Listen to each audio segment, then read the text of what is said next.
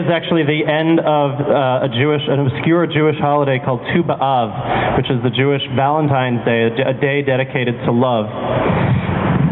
And so it's particularly painful, in a sense, to have to reaffirm that it's love that matters, not necessarily the gender or sex of the beloved. I have a short statement that's been prepared by a group of LGBT Jewish organizations, synagogues, and others, and I wanted to read that at this time.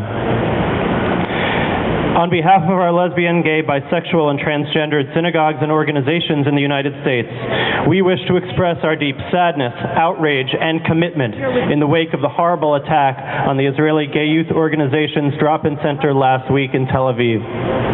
We are first and foremost saddened by this terrible attack on innocent young people in a place devoted to their safety and security. Our prayers are with the families of Nir Katz, Zichrono Livracha, and Liz Trabishi, Zichrono Livracha, as well as with the many now recovering from their injuries in Israeli hospitals. This pigua, this terrorist attack, was against all of us, Jewish and non-Jewish, straight and gay, who cherish the values of diversity, democracy, and pluralism. But we in the LGBT Jewish community feel this pain especially, for we know that it was an attack on us specifically as well, and that it could have been any of our organizations, any of our loved ones who were targeted. We are also outraged. While we do not yet know the identity or motivations behind this attack, we do know that it occurred in the context of months, indeed years, of vitriolic, incendiary rhetoric directed against the LGBT community in Israel. Tragically, some of the harshest words against us were spoken by our rabbis and other spiritual leaders. Whether these words motivated a hate crime, or whether they motivated an act of self-hatred or of personal hatred, we know from experience that racist, sexist, or homophobic speech begets racist, sexist, or homophobic violence.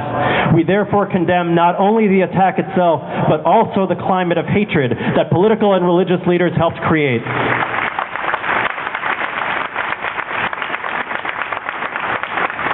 Yet we are also committed to a just society, to dialogue with those with whom we disagree, and to the right of every person to act in the image of God and love another human being.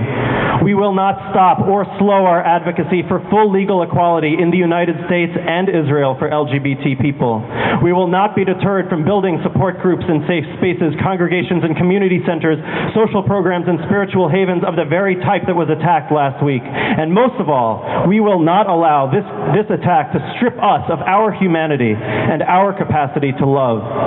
We know that it is love that matters, and we know that our tradition teaches the innate humanity of every person, a divine quality most visible in our capacity to love.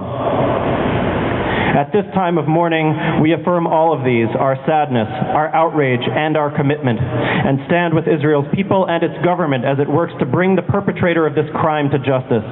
The blood of the victims cries out from the earth, mixes with the salt of our tears, and inspires us to pursue justice, seek the holy, and walk in the pathways of love. Thank you.